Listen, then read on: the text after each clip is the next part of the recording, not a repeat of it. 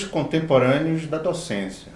Você, professor, você, professora, que está acompanhando aqui a nossa série, sabe que hoje a gente vai conversar um pouquinho sobre games na educação. E na experiência do CEAP, a partir de inúmeros projetos que a gente desenvolve com a docência, a gente tem aqui dentro o professor Tárcio, que eu gostaria de apresentar para vocês, que é ele que vai partilhar um pouquinho das experiências com games. Seja bem-vindo, Tárcio, aqui ao nosso Desafios Contemporâneos da Docência. Bruno, muito obrigado. Agradeço por esse momento de interação e vamos conversar um pouquinho sobre games. Professor Tárcio, para abrir esse episódio, eu lhe perguntaria logo de imediato: quais são os desafios contemporâneos da docência relacionados aos games na educação? Bruno, são muitos. Nós professores, muitos de nós na realidade, não tivemos uma relação desde o início, desde a infância com esses games. Na década de 80 e 90, a gente não tinha, digamos assim, uma facilidade financeira de ter acesso a esses games. Eu particularmente fui ter depois dos 15, 16 anos de idade, certo? Então não é algo que pra gente é meio que nativo, pegando o conceito de nativo digital. A gente precisa se aproximar desses jogos e não é um processo fácil, afinal de contas ele tem uma lógica diferente do cinema, tem uma lógica diferente das revistas em quadrinhos, das animações, das novelas, enfim. É uma lógica muito diferenciada que a gente precisa entender que lógica, que narrativa é essa que está conquistando o mundo inteiro, que hoje, de certa forma, movimenta o mercado mais até do que o cinema. Professor Tássio, o senhor entende que talvez também seja um grande desafio a própria questão da infraestrutura das nossas escolas, isso até em âmbito das escolas privadas, mas sobretudo das redes públicas do país? Esse é mais um desafio, tá? Eu falei aqui que década de 80 e 90 games eram praticamente inacessíveis por causa das plataformas, mas se a gente parar para pensar bem, o investimento em um smartphone, o investimento em um tablet ainda não é algo barato, tá? E se a gente for pensar em uma escola se estruturando para realizar essas ações pedagógicas com esses equipamentos, é algo caro, é algo dispendioso, certo? E é algo que precisa de internet, precisa de rede de internet na maioria dos seus jogos. E isso é um problema porque se a gente vai para algumas áreas das capitais e vai para algumas cidades do interior, o serviço de internet é muito ruim, certo? Ou é muito caro. Então nós temos um problema de infraestrutura sim com relação aos games, que podem ser superados com estratégias outras, mas isso é assunto para uma outra conversa. Professor, o próprio processo formativo docente, ele também não seria um grande desafio? Certamente. Certamente, visto que, como eu já venho discutindo, discutir games na educação é algo muito recente. Discutir games na educação é algo que vem de poucas décadas, então a gente ainda está começando nesses debates. Então, nós não temos muitos processos formativos de aproximação dos games com a educação. A gente ainda precisa batalhar muito para que os games sejam pauta relevante das principais pautas na educação.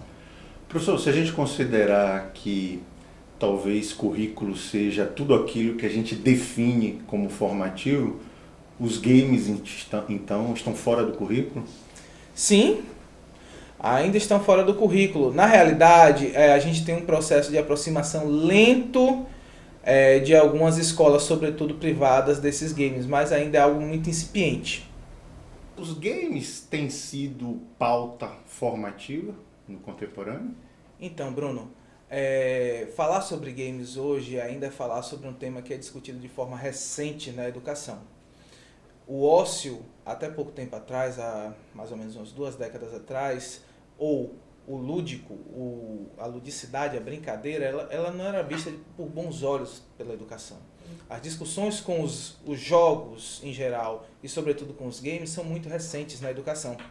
Então a gente tem uma área ainda que pode ser muito explorada pela educação, pelas pesquisas educacionais e pelas estratégias pedagógicas de ensino-aprendizagem. Tárcio, você poderia partilhar com a gente um pouquinho que estratégias são possíveis para a gente aproximar a docência efetivamente das experiências de games? Então, Bruno, nós temos 3 estratégias diferentes de aproximação com os games. A primeira delas é relacionada à aproximação jogante, ou seja, jogar os jogos digitais. É a forma de você se aproximar mais das narrativas, da jogabilidade, das estratégias de game design, ou seja, de como o jogo evolui na sua interação, tá? E é uma forma de vivência mesmo desse jogo. A segunda é observar jogadores jogando. E essa segunda, ela fica mais fácil, fica mais tranquila a partir do momento em que a gente se aproxima de algum parente, se aproxima de alguma pessoa que joga e a gente observa essa pessoa evoluindo nesse jogo. Mas também tem outra alternativa nessa segunda estratégia, os youtubers gamers. Quem são essas pessoas? São pessoas que fazem conteúdos para a rede social, no caso o próprio YouTube, certo? Jogando determinados jogos e mostrando como esses jogos se desenvolvem. E aí você pode observar pelo YouTube, por exemplo, eu quero me aproximar de jogos que têm temas de história. Vamos ver quais são os youtubers que trabalham com games em história? E aí você faz essa pesquisa. Ou, como eu falei anteriormente, uma pessoa conhecida que seja gamer, que seja jogadora, tá? A terceira estratégia, que aí é muito próxima de nós professores, nós acadêmicos, é estudar sobre a relação entre games e educação. E aí nós temos diversos autores que debatem esses temas, tá? A gente pode fazer essa estratégia através de grupos de pesquisa, através de disciplinas nas universidades e através de congressos e eventos acadêmicos. Professor Tássio, você me faz pensar que, na verdade, o jogo talvez seja um produto cultural do contemporâneo, mas que, no fundo, é um entretenimento formativo, ou seja, está cheio de pedagogias hoje os games, é isso? Perfeitamente, Bruno, perfeitamente. Nós temos muitos potenciais educacionais dentro da narrativa dos jogos. Seja ela uma narrativa que tenta simular a realidade de alguma forma, como nós temos diversos jogos que falam sobre determinados períodos históricos, determinadas guerras, determinados eventos históricos, ou elementos da história que estão ali em jogos de fantasia, por exemplo. Nós temos também elementos que vêm da geografia, quando a gente pega determinado contexto geográfico dentro de um jogo. Nós temos temas relacionados à evolução, temas relacionados à sociologia. Então a gente vai ter uma gama de possibilidades de trabalho, não somente com os jogos comerciais, mas com os jogos educacionais também, ou seja, jogos que são voltados especificamente para os processos de ensino-aprendizagem.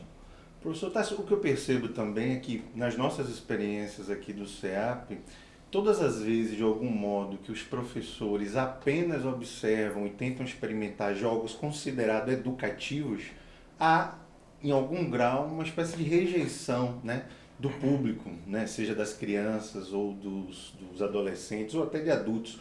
Há mesmo essa dicotomia entre games ditos educativos e games de entretenimento? Ainda existe, de certa forma, uma distância a ser alcançada, na minha concepção.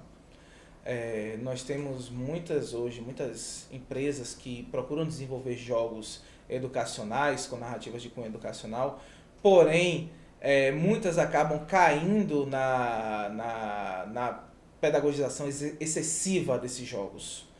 A partir do momento que, por exemplo, você tem um jogo da área de história ou da literatura que se transforma basicamente num livro digital.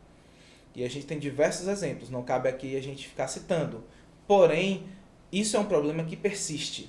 E eu acredito que ainda não chegamos nos jogos ditos educativos ou de fins pedagógicos nessa aproximação mais efetiva das narrativas que estão aí pura e simplesmente com objetivo comercial. Professor, eu vejo também que há uma cultura do jogo hoje tão forte, de algum modo transversalizando a cultura, que agora me ocorre, e a gente lê bastante sobre isso, processos, inclusive, seletivos de empresas que são suportados por games, né? Isso seria um indicativo de que o game, de fato, está cortando essa cultura de forma muito incidental? Com certeza, perfeitamente. A gente tem jogos de simulação diversos hoje que têm a utilização para treinamentos, para formações, para seleção de profissionais. Tá? A gente vai ter treinamento militar, simulação de situações de direção, nós vamos ter situações médicas sendo simuladas, trabalhos diversos sendo simulados, e isso não somente para fins de trabalho especificamente, como seleção e treinamento, mas também de entretenimento. Então, quando você me diz que, olha, esses jogos estão cortando a parte do entretenimento indo não só para o pedagógico, mas para outras diversas áreas, você tem toda a razão. Os games eles estão sendo utilizados das mais diversas formas. E nós estamos percebendo que sim, simular determinadas situações através do digital é pertinente e é importante para o processo formativo e para o processo de trabalho. Professor, quando o senhor fala da simulação, a gente podia associar com essa característica dos jogos contemporâneos, por exemplo, da realidade aumentada, da realidade virtual, é isso? Com certeza. Quando a gente fala sobre realidade virtual e realidade aumentada, nós estamos falando de mais um potencial de interação com os games, tá? Quando a gente tem, por exemplo, um jogo no qual a gente simula a captura de determinados monstros através da cidade por geolocalização, nós estamos utilizando realidade aumentada. Se a gente pega, por exemplo, através de um cartão feito de papelão e conseguimos simular situações de realidade virtual com o nosso smartphone, nós estamos falando de jogos também. Então, são possibilidades que estão surgindo a partir do aprimoramento de algumas tecnologias, visto que a realidade virtual ela não é tão nova assim, certo? Que estão revolucionando os processos de jogos e também os processos educacionais. Professor, há um fascínio dessa nova geração, por exemplo, pelos jogos de mundo aberto? Claro, claro que sim.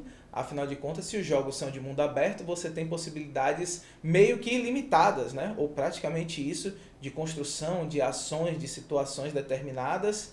E nós temos possibilidades também de ação e de narrativas educacionais dentro desses jogos. Por exemplo, você pode construir um castelo de uma determinada narrativa lúdica, de uma determinada narrativa de um filme, mas você pode construir um monumento histórico, você pode construir a simulação de um determinado clima em relação à geografia. Então, as possibilidades são enormes. A docência precisa jogar mais, então, né, professor? Acho que eu fiquei um pouco mais instigado para experimentar mais dessas potencialidades. O que é que o senhor poderia sugerir para quem está nos acompanhando para, de fato, começar a se aproximar desse universo? Olha, hoje o que nos aproxima muito desse universo são as plataformas móveis. Hoje jogar videogame não é única e exclusivamente propriedade dos videogames ou dos computadores de mesa. Então, se aproximar dos jogos através dos jogos mobile, ou seja, dos jogos móveis que podem ser baixados e jogados nos tablets e nos celulares, é um passo que é importante e é interessante para a gente começar a se aproximar desses games. Professor, o senhor me instiga a pensar um pouquinho também sobre uma relação entre games e gamificação. Dá para explicar um pouquinho o que seria isso? A gente produzindo em sala de aula, tentando entender na sala de aula essas diferenças? Então, utilizar os games na educação basicamente é você pegar aquele jogo, certo? Já pronto e acabado, e utilizar aquele jogo no seu processo pedagógico. A gamificação é um pouquinho diferente. Você vai pegar a lógica de funcionamento desse jogo, com pontos de experiência, características a serem evoluídas, de certa forma um processo de concorrência que precisa ser bem administrado, é verdade, e leva essa lógica para dentro da sala de aula. Então você vai estar não utilizando um jogo dentro da sala de aula, mas sim a lógica, a mecânica de funcionamento desse jogo em um processo didático pedagógico. Professor, queria te agradecer muito o compartilhamento aí de tanta experiência com jogos e imagino, professor, que você, a partir dessa conversa aqui, deve ter se inspirado ou pelo menos se estimulado a se aproximar mais dos games, não é verdade? A gente se encontra então no próximo episódio, hein?